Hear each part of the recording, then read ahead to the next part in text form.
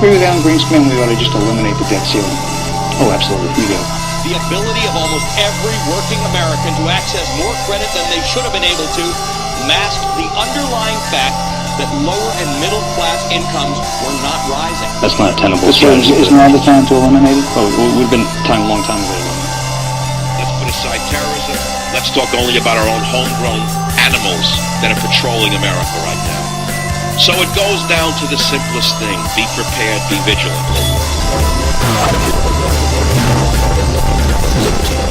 Well, it's time to pour another bourbon. It's time to pour another bourbon for a late night. Now, your faithful host, he doesn't drink much. No, not a big drinker. You know, there's something about it. I remember watching, what was it? The Dark Knight. I remember watching The Dark Knight, and Batman gave Harvey Dent a toast. Oh, Bruce Wayne gave Harvey Dent a toast. And he went out on the balcony after giving the toast before talking to Rachel Dawes.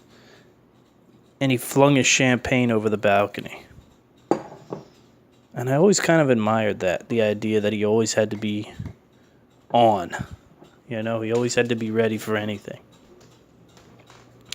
And for the most part, I follow that same moniker. But every now and again, whether it's from the condition of this nation, the people, or, you know, sometimes, really the majority of the time I have a drink, it really is to celebrate. I'm not a depressive to begin with, you know, I'm never depressed. I'm so rarely depressed. But it's a late night.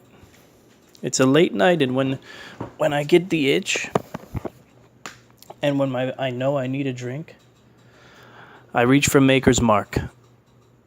There's something so beautiful about the design of the bottle. There's something so... Let me tell you, I used to drink cognac.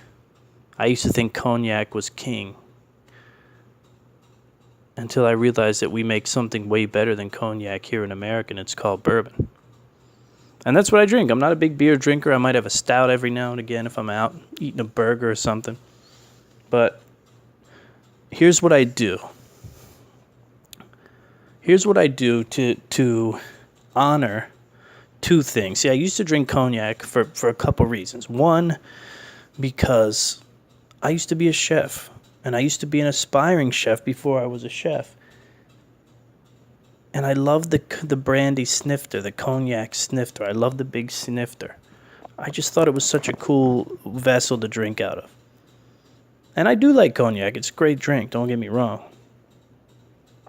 So what I thought about is I said, look, I like bourbon. I drink bourbon. It's good.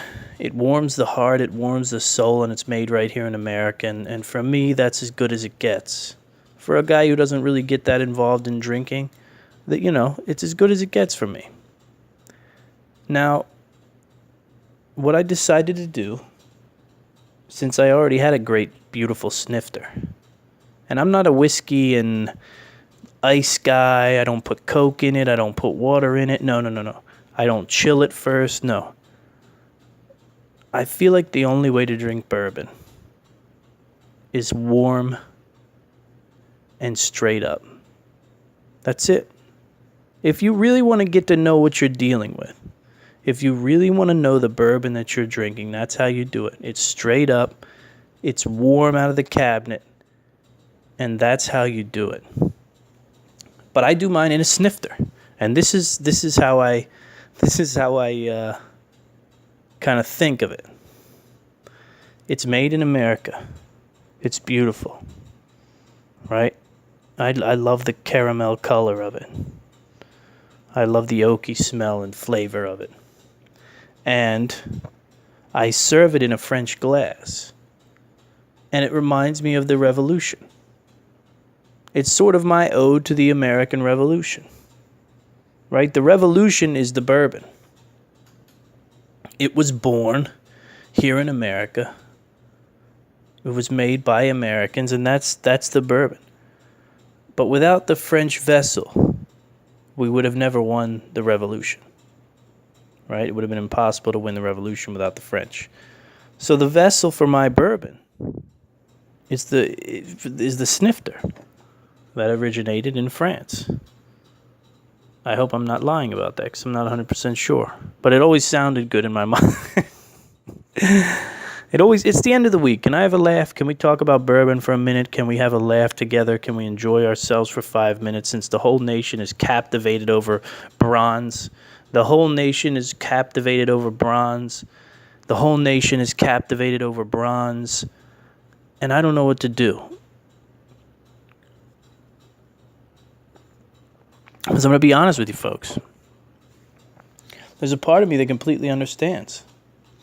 Now, the priority of it all is very, very strange. The priority of taking down the bronze is very strange.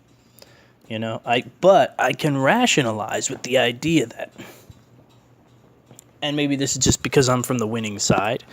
This could be that I'm from the north, so it makes sense that we don't want rebels forever engraved into the society, and especially not in government buildings. You know, supporters of slavery in government buildings. Of course, we understand. No. But then again, you know, the thing that really terrifies you is when you start thinking about what kind of road, and this is where I have pause. This is what gives me pause. It's the idea that if we start down a road where people who are offended get to rip down statues, and kudos to the folks who put those people in Durham in jail. Thank God they were in jail. Because that's not how you deal with it. Whether you agree with it or you don't agree, that's not how you deal with it. There's so much going on. Facebook bans white nationalist accounts over hate speech, but it keeps ISIS videos. There's an assault. There's assault. See, this is what we need to stop doing right here and now, is stop calling people white nationalists. Because a white nationalist is a benign person. A white supremacist is an evil person. A black supremacist is an evil person. A brown supremacist is an evil person. Even though our last president had brown supremacists in the White House, they moved in under the moniker of La Raza, or if you don't know your Spanish, they were a group called The Race. The Race. The last time I heard The Race, I think it came out of the guy with the funny mustache. But anyhow, we got to stop with the white nationalist, okay? There's nothing wrong with being a nationalist. A nationalist is not a bad person. Look it up. Look up the definition of nationalist. You'll find there's nothing wrong with it. But what's happening right now in the media, and even on the Drudge Report, here I am on a Drudge Report, Facebook bans white nationalist accounts over hate speech. We got to stop saying it. You got to stop. We're building the bridge between white supremacy and white nationalism, and they're two very different things. Two very different things. Supremacy and nationalism are totally different things. I'm a nationalist. I got news for you. I am a nationalist. I am far from a supremacist, but I am most definitely a nationalist. I hold the interests of my nation number one over all, okay? You better believe it. You better believe it. I hold my nation number one over all. I hold Western values number one over all. Because that's where freedom was born, and that's how freedom keeps going. That's all there is to it. But we're in the Bronze Age. It's the Bronze Age here in America. The Bronze Age is upon us yet again. What do you think? I mean, what are your thoughts on this? See, I have two thought streams on this. I've had a few days to talk about it. If you didn't hear my spoken word piece with a song called Bloodborne Star by one of my friends from a past life, and his group Zero Hope, or his band, or his sort of project, Zero Hope, zeros for O's. You really got to check it out. What I did is I paced around my kitchen for about 30 minutes because I couldn't sleep. Literally, the Durham stuff, I couldn't sleep. I couldn't sleep after Charlottesville. I had real trouble. But you know what I didn't do? I didn't come down and have a drink. What would most people do? They'd come down and have a drink, right? Help them fall asleep. Nah, that's not how I don't make those connections with alcohol, I think that's very dangerous. I'd much rather do it on a Friday night, feeling accomplished, right? I went to yoga tonight, but we'll talk about that later. I do want to talk about yoga to you tonight. But we're sitting I have two trains of thought on this whole statues and renaming issue. Number one is this. Priorities. Well, let's go to number one being the other side. Number one is the other side. I don't think we need Confederate statues outside of government buildings. Places where people have to go, places where the leadership come to work every single day and where the leadership reside. We probably shouldn't have people who rode horses against our nation. And now whether you agree or disagree with whatever side you fell on or fell off, if you're for America, then you were against the rebellion. That's all there is to it. You had a side to choose. See, very interestingly enough, you had a side to choose in those days. We don't have a side to choose nowadays. You can kind of choose a side, but it's kind of mixed up. But back then you had to choose a side. And there was a side that was for the United States of America, which is where my allegiance is. And then there was a side for the Confederacy. There was a side for the Confederacy. Now, people go to these government buildings. They have to go to them. There needs to be okay. So one train of my thought is that there has to be a democratic solution, a.k.a. a vote in each of these southern states about the statues. Okay? Period. That's how you deal with the issue. You don't have more riots. You don't have more protests. You don't do it. Whatever money it takes is going to pale in comparison to what the country's going to pay out in rebuilding these storefronts that are going to get smashed, the dead bodies. I mean, have we already not lost enough with the poor woman who died in Charlottesville? It's time for a vote, idiots. Idiots. It's time for a vote. You idiot mayors, you idiot governors, you all through the South, listen to me. Just vote on it, dummy. Just vote on it and put it behind you. The will of the people should be how this nation is run. It should be how the states are run. And then there's the other side. The other side of me goes like this. I look at it and I say the first statue to fall is it's the death of all our monuments. Because how can you not make a claim attached to racism, attached to slavery that doesn't involve every founding father who started this nation? How can you not make a claim on George Washington? How can you not make a claim on Sam Adams, Thomas Jefferson? Right? Andrew Jackson. How? And we will have trouble. You think Robert E. Lee is an issue. I can tell you right now, we're not removing statues of George Washington. It's not happening. It can't happen. We can't erase the history of this great nation.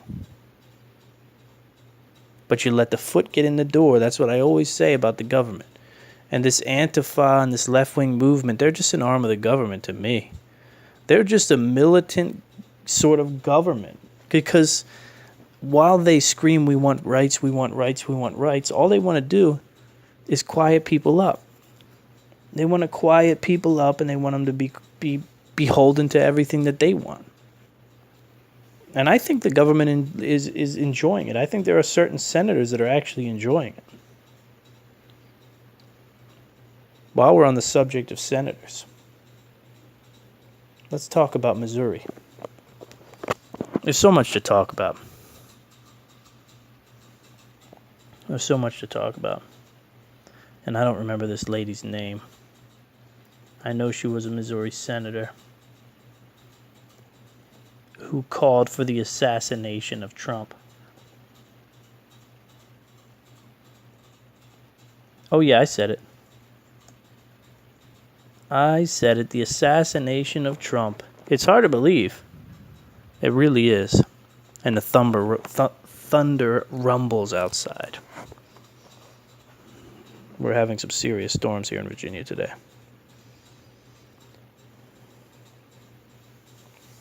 Maria Chapanel-Nadal to be expelled from legislature after saying she hopes President Trump is assassinated. Senator Chappelle-Nadal said she hopes the president is killed. Republicans and Democrats have called for her to resign. Last night in an interview, she refused to apologize twice. If she will not resign, the Senate can vote to remove her, and I believe they should. It's a wild thing. It's a wild thing, but it happened in your nation.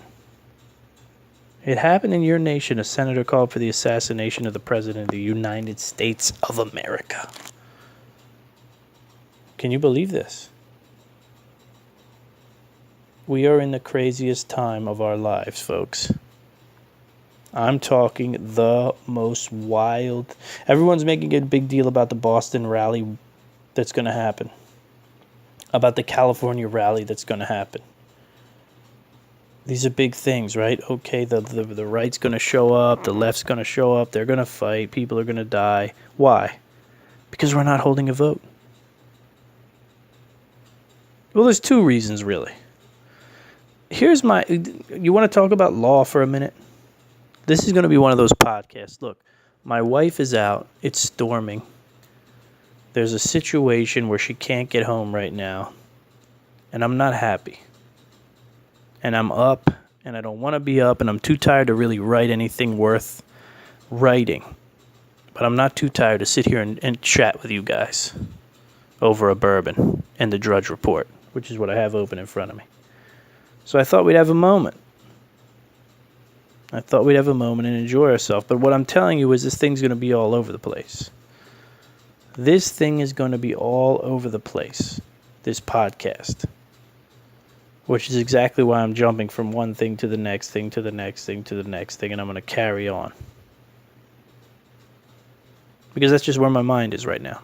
Everyone thinks the big deal is the riots here in America. We could end it with a vote. We could end it tomorrow with a vote. Yes, they stay. No, they go. Each state gets to vote. Therefore, there's no reason to usher in racists from either side. You see, racist is such a clean word. It's such a nice word, right? Black, white, brown, black, white, yellow, brown, brown, yellow, brown, black. Race is easy. What's very difficult is this new rise of the left, right? The fascist left. Because they hate people.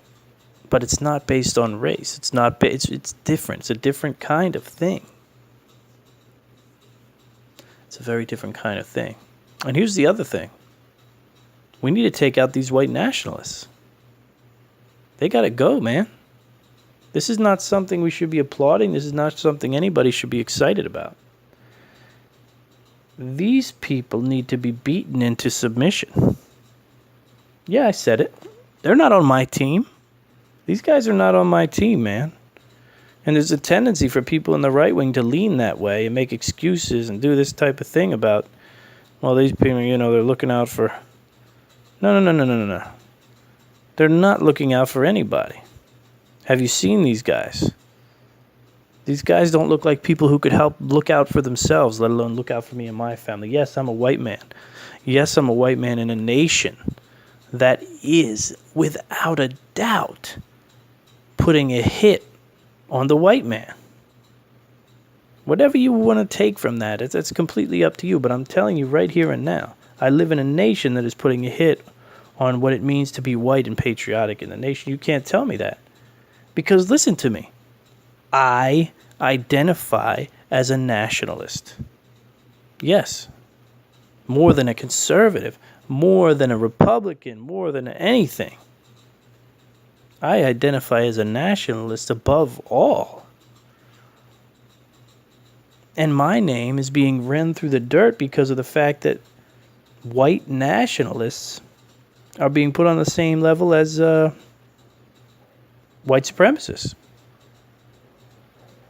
Oh, and the storm rises yet again. The storm surges with another round of rain. All the Brussels sprouts will be popping. The fall lettuces will be crisping. The tomatoes will be turning. The onions will be growing. Maybe the kale will recover. The cucumbers will swell. The pumpkins will be growing. The watermelons will be growing. On Liberty Farm out there behind the house. On Liberty Farm out back behind the house. So what's the real story? If the story isn't the riots in America, what's the real story? It's the radical terrorists that are waiting in the wing. They're waiting in the wing. Defiance in European capitals. A knife rampage in Finland leaves 65 hurt. And the stabber, they would call him the suspect, right? You remember. They will call him the suspect. The suspect screamed out, my favorite Allahu Akbar stabbing attack in Germany. Erdogan says German leaders are the enemy. You know, there's something really wrong with Turkey. It's an amazing situation here. You have to understand what's happening. I don't know if they mean to do it. Some days I think the left means to do it. Sometimes I don't know. Sometimes I think they're just that ignorant.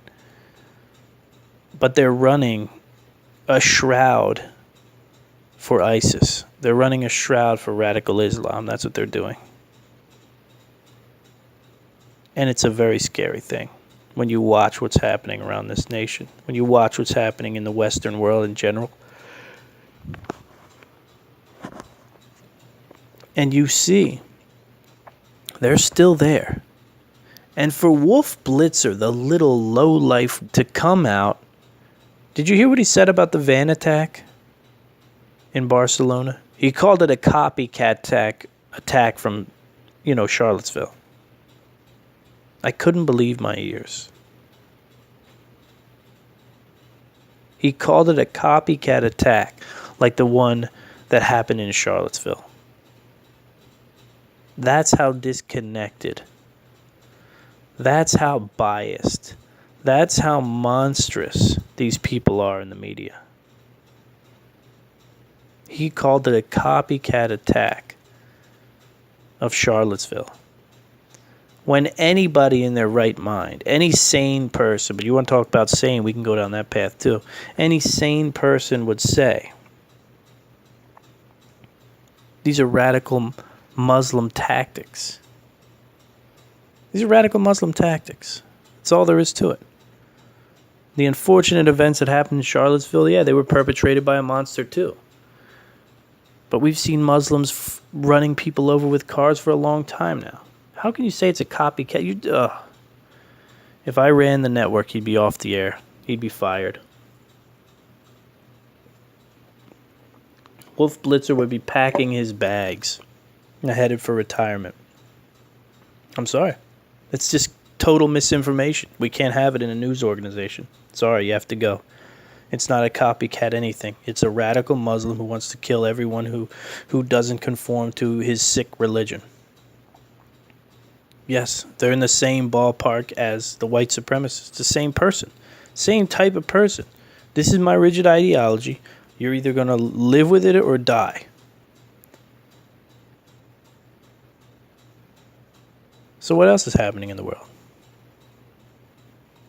Do you want to get down to the nitty-gritty real quick? When it comes to monuments and it comes to American and the condition of America.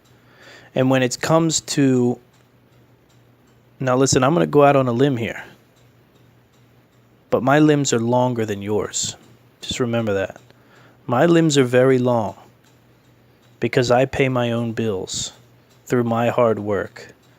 I don't have to go in and face someone who's going to misinterpret me. There's no organization around me. My organization is Walton Liberties Incorporated. That's my organization. So I don't have to hide from the truth. And I hope that you're making steps to put yourself in a situation where you don't have to hide from the truth. Because all over this nation, there are people who are bought out by a salary. They live in a cube for 8 hours a day, and they're not even allowed to talk about what they want to talk about. Because if they do, they'll be fired.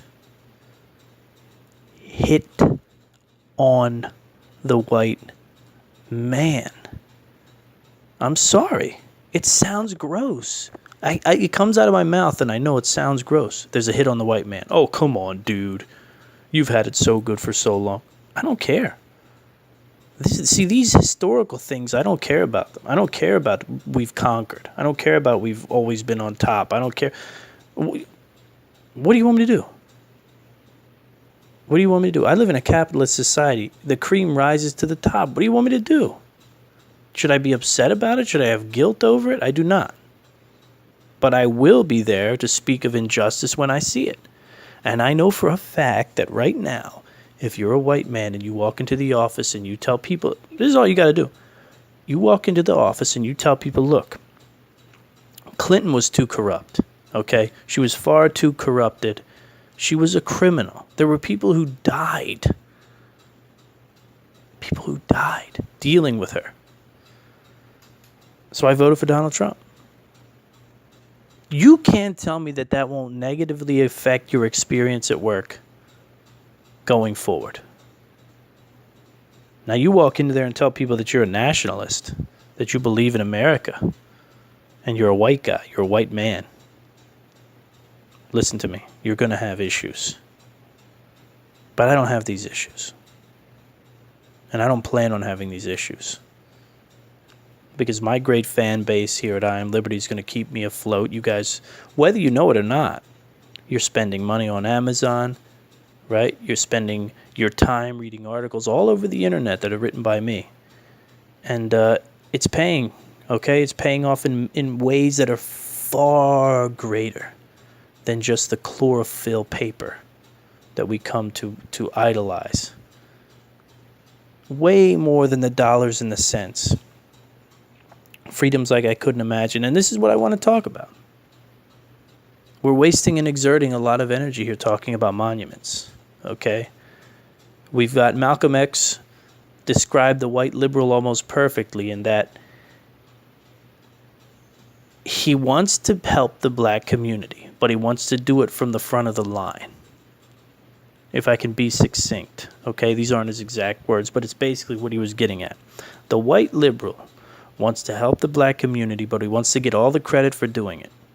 And what do you see when you look out there and you watch Antifa, right, freaking out over these statues? Now, there's no denying that slavery was the worst chapter in American history, bar none. There's no denying it. There's no denying that some part of you feels for those people who suffered through slavery. You have to. You have to have empathy for that. There is no greater crime than slavery in the nation, in the world for that matter. But if I were an African American, if I were a black person, I think about this stuff, man. I have time, you know, I write and I think.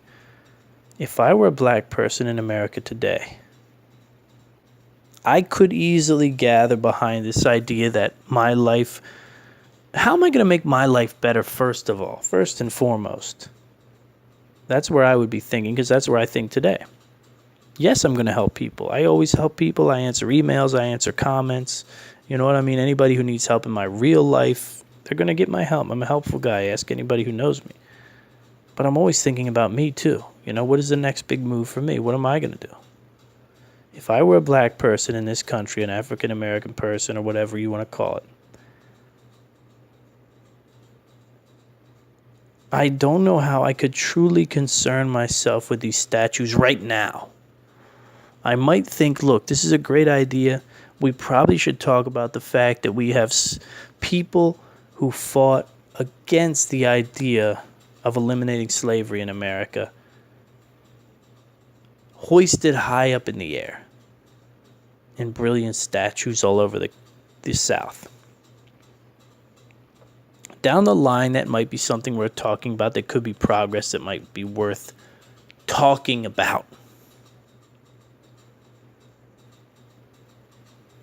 But what race is killing more black people than any other? Today, right now. How are black people dying today? They're dying in urban settings from other black people. Don't you understand that? Don't you understand that? The black people are killing each other off in ghettos all across the country. You look at Chicago if you don't believe me. And that's a real issue. That's a real issue that needs solving. That's an issue that has nothing to do with bronze. It has nothing to do with statues. It has nothing to do with slavery. It has nothing to do with civil war. What does it have to do with? Well, we could also talk about abortion. Look up the New York City abortion stats on black babies for the last few years. You'll vomit. Listen to me. If you have black pride, and whether you believe me or not, I do. I do have black pride because I mean, you can't even imagine the nation without the African-American influence that it has. You think of me as a conservative, you think of me as a prepper. I listen to rap music, I listen to hip-hop. I was raised in kitchens from 16 years old and up, working side by side with an all-black kitchen staff. I have a tremendous amount of pride and a tremendous understanding for black culture and the things that they hold dear. And what I'll tell you is, the real crime in this nation right now is the fact that they're killing one another off and they're aborting so many babies you won't even believe it. Look into it. I don't feel like looking up the stats, okay? I'm relaxing. I'm talking to you. We're talking right now. We're at a bar. We're at the Liberty Tavern, right? Your host is having a bourbon, and I don't know what you're drinking. I don't know what you like. A White Russian. But what I will tell you is this. If you want to help the African Americans out in this nation, and I've watched Democrats, I've watched liberals, I've watched progressives, I watched Antifa fail at actually helping, at actually achieving some sort of result for the black community. Years and years and years and years and years and years and years and years and years. We've heard people cry and complain, proclaim that they're here to help. We're going to save this community. We're going to help the black middle class. We're going to help these urban areas. We're going to projects and still killing each other. This is not a racist thing. It's not a racist thing to say. It just is what it is. Incredible amounts of abortion and off-the-chart murders of one another. These are problems for the black community that make bronze statues pale in comparison. They pale in comparison. Maybe the wrong term. Maybe the wrong pun or whatever. But to be honest, it's such a minimal issue when you realize how many people. I talk to people, man. Right? I talk to people. I hear about how black kids grow up in this country. I talk to black men. I've worked in a warehouse full of black men. I've heard their stories. I've heard how they clutched loved ones in their hands. They died from drive-by shootings. I've heard how they've seen parents die right before their eyes when they were young because they're living in war zones. I'm not 100% sure, but I'm pretty sure that there isn't a bronze statue on the planet that can fire an actual weapon. If we really want to help the condition of the black American, then we need to address what's happening in their communities. We need to address these things as a nation, not as a white knight, not as a guy showing up with a scarf and you know what I mean, and some glasses and a goofy look about him, saying that he's here to save the black man. I'm here to help. I'm here to save you. I'm going to save you from yourself and your community. That's what Antifa is, right? That's what I see anyway. I see a group of people, we're going to help you. We're going to save you from yourself.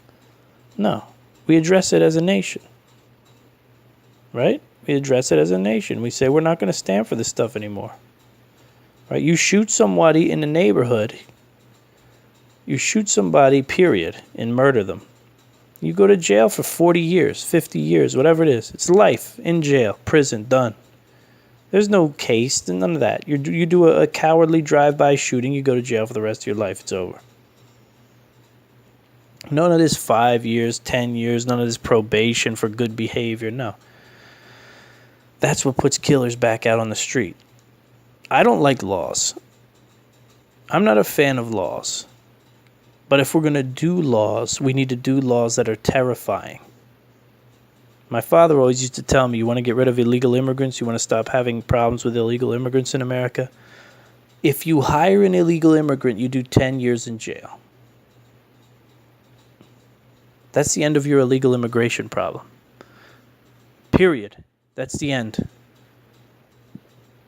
That's how you write a law that's effective.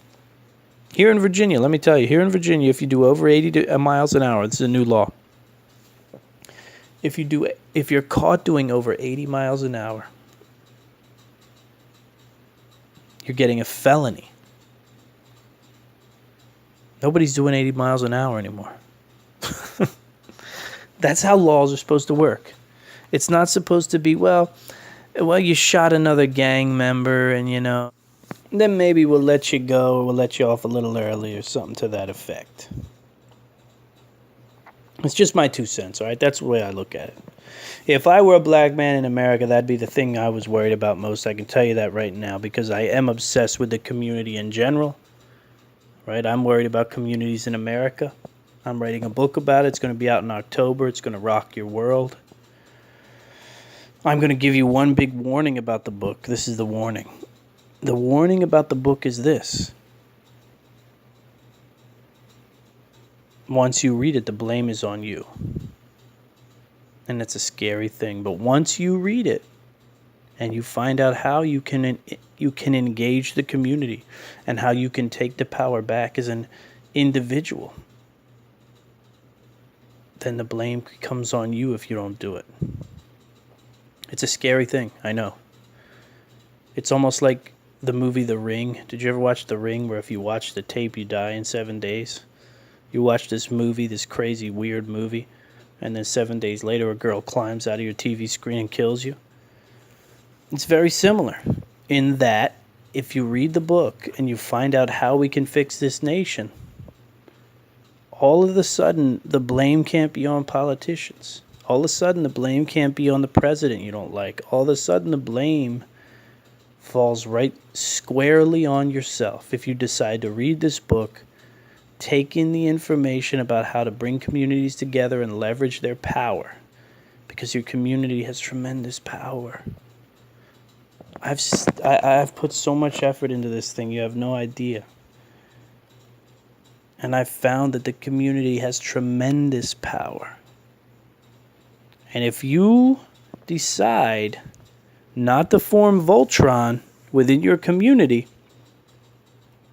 well, that's the most scary part about this book, is that once you read it and you get the solutions, this is not a political book. It's not about kick senators out, do this, reestablish this type of whatever.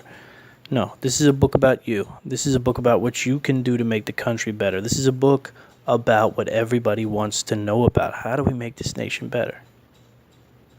But once you get the secrets, once you find out the methods, all of a sudden you become accountable. And that's what scares people.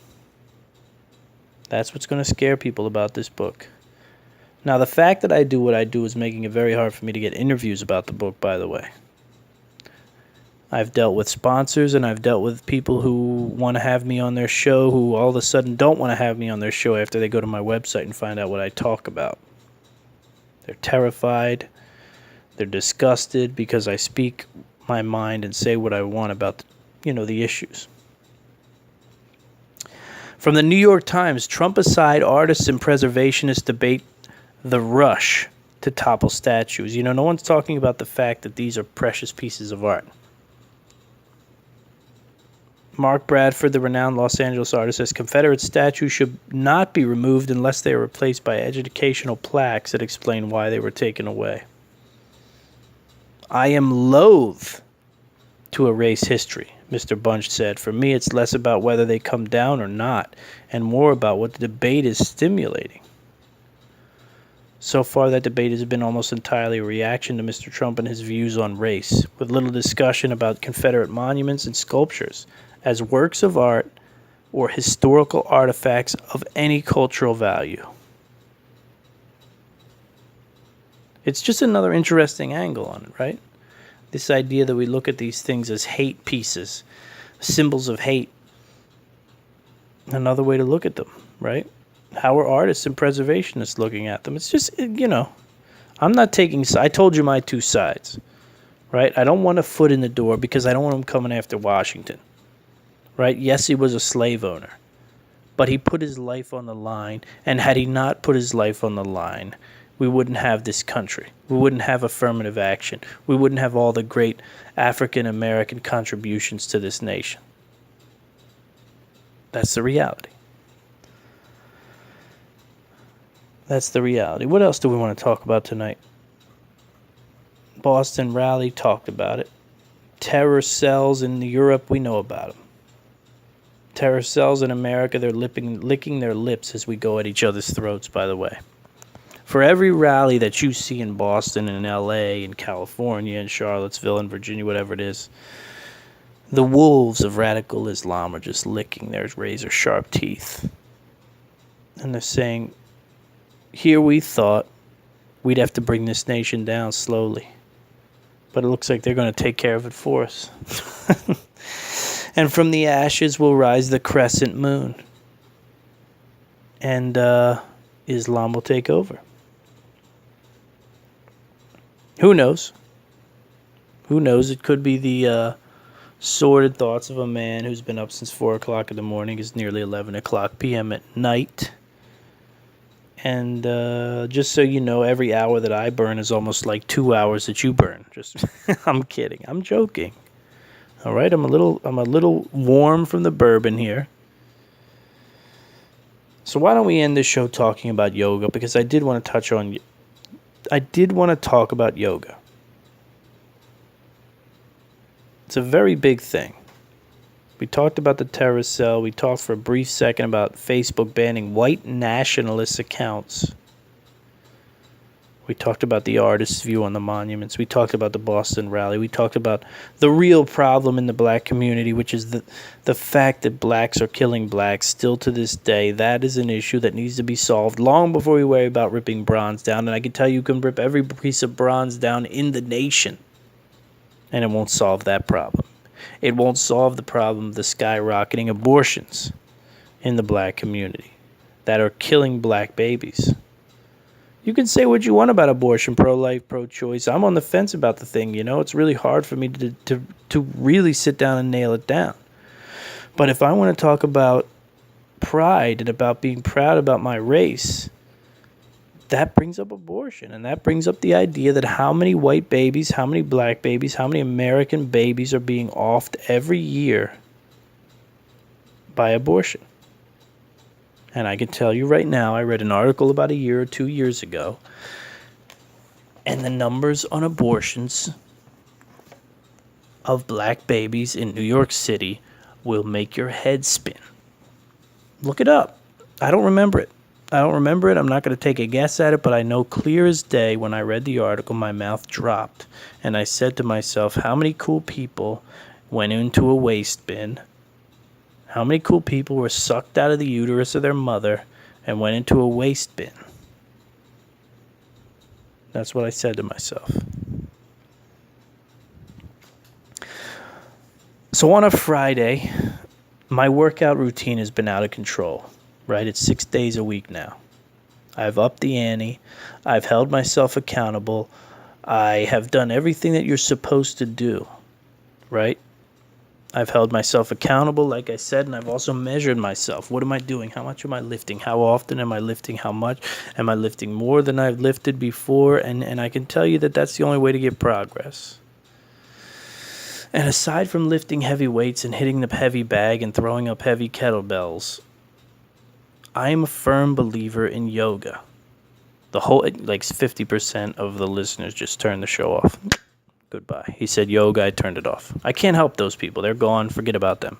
If you're still hanging in there, you need to understand the benefits of yoga and what it does for you. You see, I have the ability to get up and walk around my house, walk in my backyard, go wherever I want, do whatever I want at any time of the day, so long as I get So long as my clients are happy.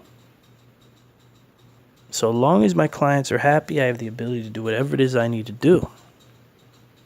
I am not beholden to a cubicle. I don't have to sit down in a chair all day in meetings, from one meeting to another meeting. But there's a large swath of Americans that do, and I tell you right now that the sitting has an effect on you. The hunching has an effect on you.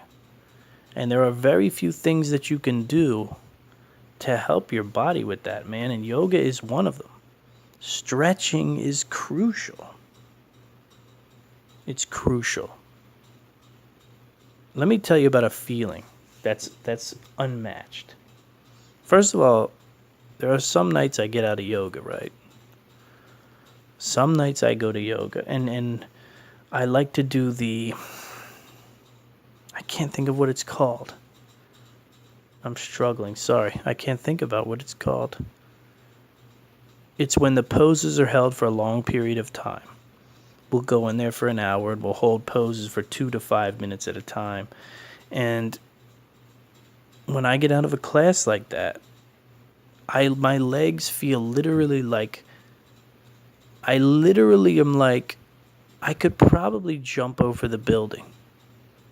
Like if I really tried, I could probably jump over the gym. That's how good the legs feel, and the hips and the knees. You feel 100 times lighter than you did when you came in.